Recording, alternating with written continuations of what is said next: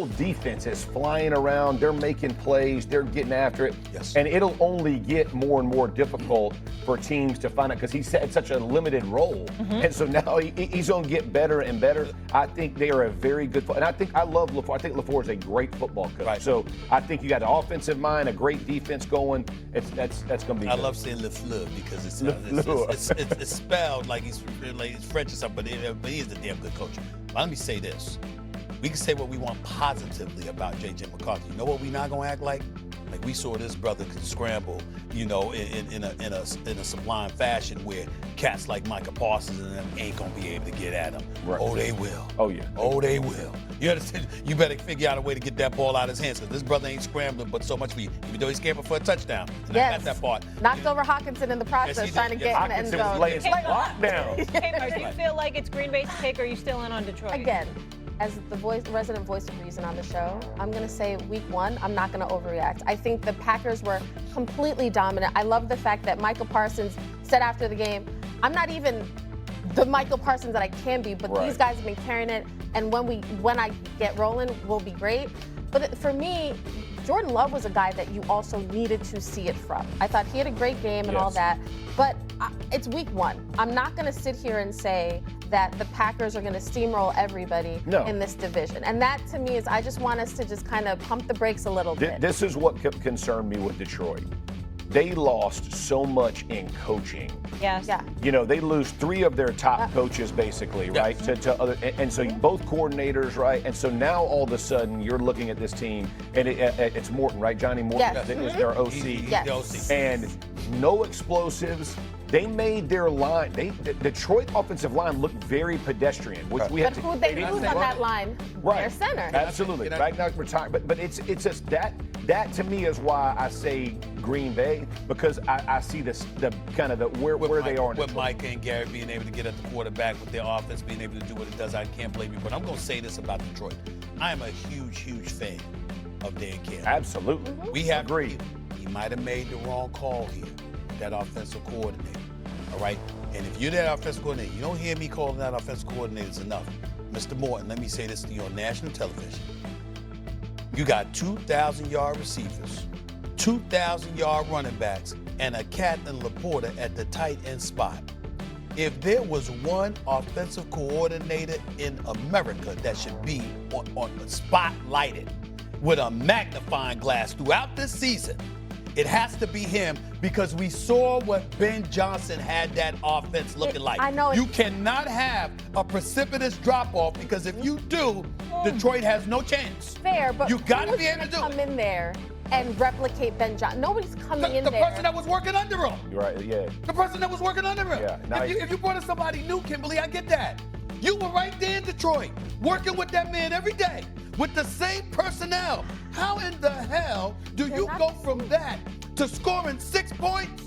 Jared Goff, everybody was there. Yeah. Everybody was there. The only difference Let's was let it you. marinate a little. Week one, let's let it marinate. Hold on, Molly. Hold on, Molly. Seriously. Hold on, Molly. No, I'm not saying that you're wrong. I'm just saying But week the one. guy, I'm saying it's the same person. The only person that's different was you. The only person. Now, if you got somebody else missing, that's different. Everybody that was there for Ben Johnson was there Sunday. The only difference was Johnny Morton.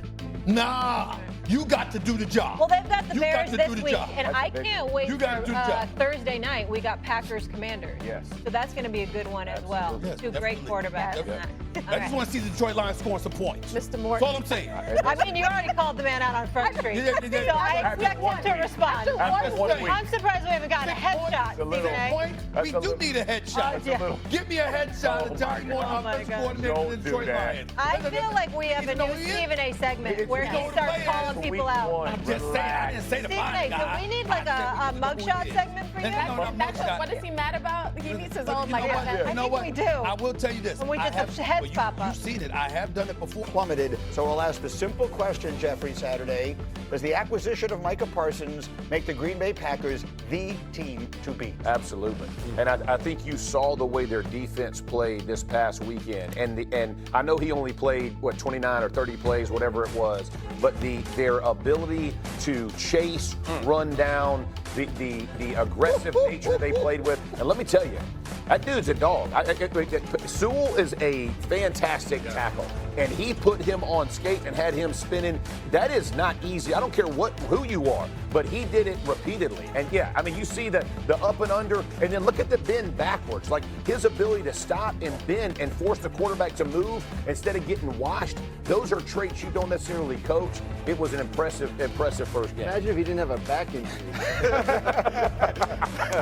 I mean, J-Mac has some tape, because Alex Smith said on the pregame show, we do Sunday Countdown before the games, Alex said that's a guy who affects every play, whether it shows up on the stat sheet or not. He doesn't have to have 3 sacks to have wrecked the game, and clearly there was some of that on display. Yes, and for the defensive coordinator, Jeff Hafley, you now can call the game a certain way because of Micah Parsons. I want to show you guys on Sunday something that happened in this game, and it ends up in an interception, but we're going to look at Micah Parsons right there, down there, and Jeff talked about it. He's going to hit Penei Sewell with a 1-2 step, but this allows these DBs now to move to different spots, and Nick, you can appreciate this. They're running to cover 2. All of those arrows happens after the snap, but the way Micah beats Penei Sewell, now Goff has to get rid of the ball right now, and now it ends up in an interception in the red zone. That's taking points off of the board for the Lions. No field goal, no touchdown, and now you give the ball back to Jordan Love with a chance to go win the game, and that's a 4-man pressure. Just Micah getting there and the picture behind him changing. Yeah, can I say how important,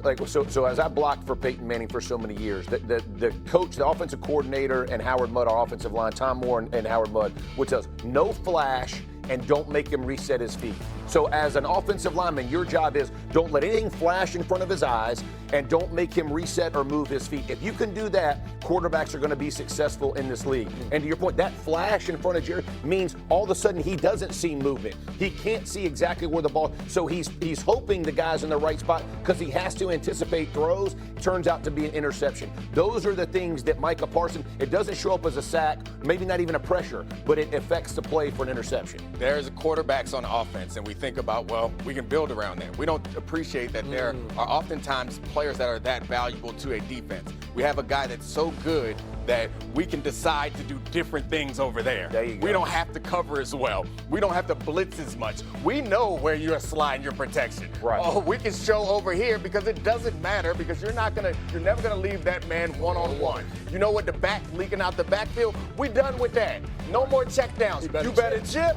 And that changes the defense. It makes life so much easier for everyone else. And not to relitigate this, because, I mean, the thing with the Cowboys, it's done and it's over. But the point that Rex was making, and Rex Ryan is one of the great defensive coaches in the history of the sport. He said, the Cowboys are going to get 4 good players. I'd rather have 1 player like that than 4 good ones.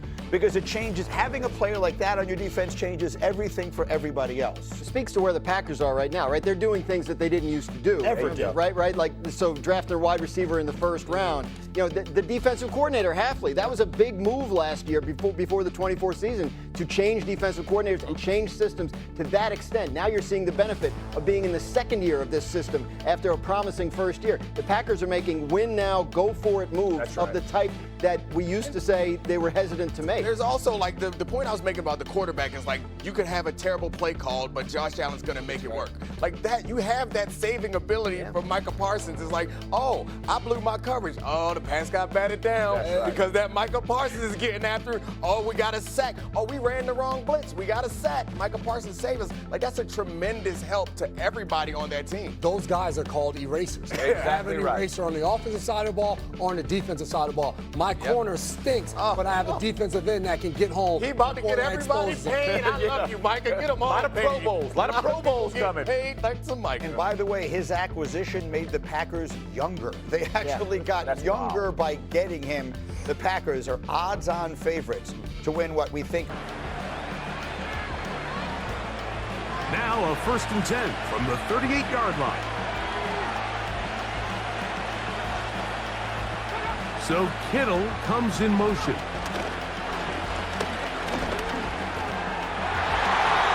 And a good effort there defensively. It's knocked away and incomplete. There's a fine line between trusting your arm and having a little bit too much faith in your arm, right? I think this is one of those situations here, Mike, where there was nowhere to go with the ball. He tries to fit that one in there anyway, and he's lucky that it just falls incomplete. Looking to set up the screen there, but he decides not to force it, and it's incomplete. can't fault the quarterback on this one, but he really didn't even have much of an opportunity. By the time he hit the top of his drop and got his eyes downfield, the defense was all over him, and he really had no choice but to just get that ball out of his hand and live to play another snap. He'll be forced to just throw that one away. It's incomplete. So defensively, there's always the initial pass coverage plan, and then when that breaks down and the quarterback goes into scramble mode, how fast can you then move on to the second phase of what they call plaster, meaning find the nearest receiver and almost play him man-to-man. And it's exactly what they did here, and there was nowhere for the ball to go, and he's forced to just throw it away. And no return forthcoming. It's a touchback and will come out to the 20-yard line. The Chiefs offense and Hollywood Brown ready for their next possession. They lead by a touchdown as this drive begins with 1st and 10.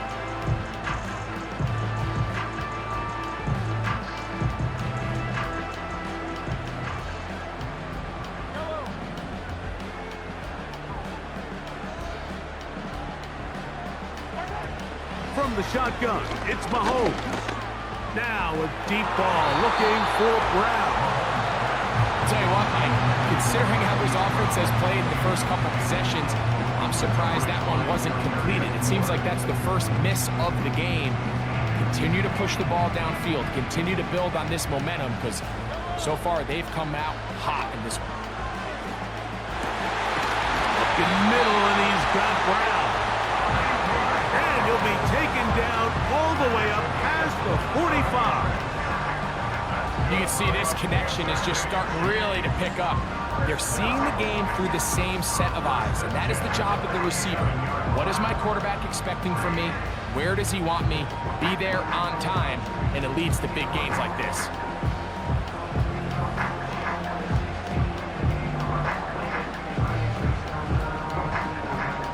First and 10. Now Mahomes gives it to Pacheco. It's a short pickup, taking us to the 49. Devondre Campbell brings him down.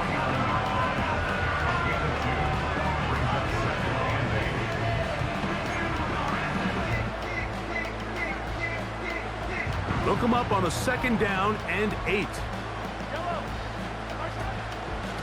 A run with Edwards-Helaire.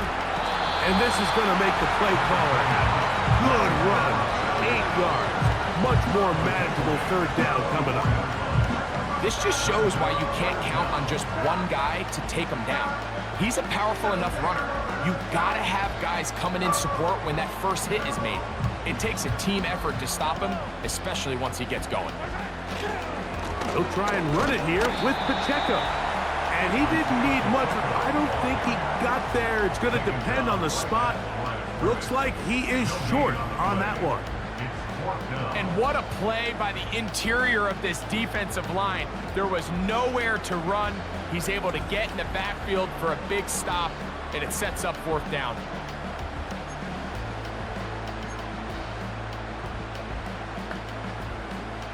It's too long for a field goal. They'll go for it here on 4th down. They'll try it now with Pacheco. And he's not going to get there. The defense was ready for it, and they stuff him on 4th down. And a great job here by the defense, being strong up inside, forcing the ball carrier to have to bounce this out towards the sideline, and he can't get the corner, and they come up with a huge 4th down stop. The Niners offense ready for this next possession. They'll have very good starting field position as they set up.